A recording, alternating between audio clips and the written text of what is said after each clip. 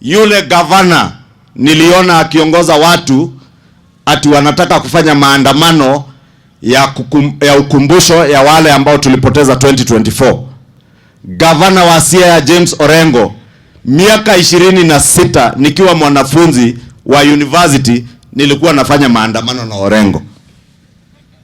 26 years ago nikiwa mwanafunzi wa university tulikuwa tunafanya maandamano na Orengo, na akatuongoza kwa maandamano.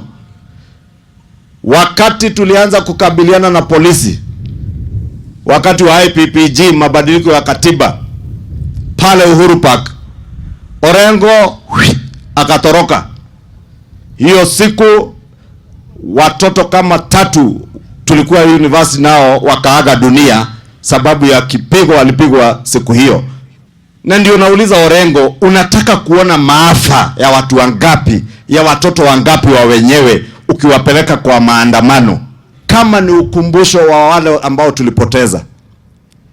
Sisi wote tunapokumbuka wale ambao wametuacha, huwa tunaifanya kama ibada ya kanisa na tunakuwa na ukumbusho. Na pia ni haki ya Mkenya yote akitaka kuandamana aandamane.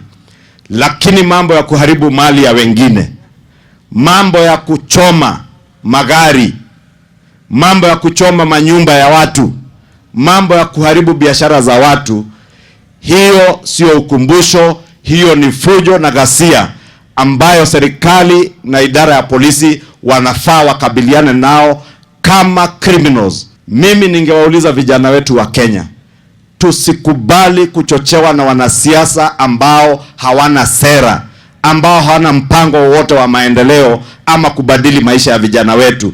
Kazi wanajua ni uchochezi na mambo ya kupiganisha watu.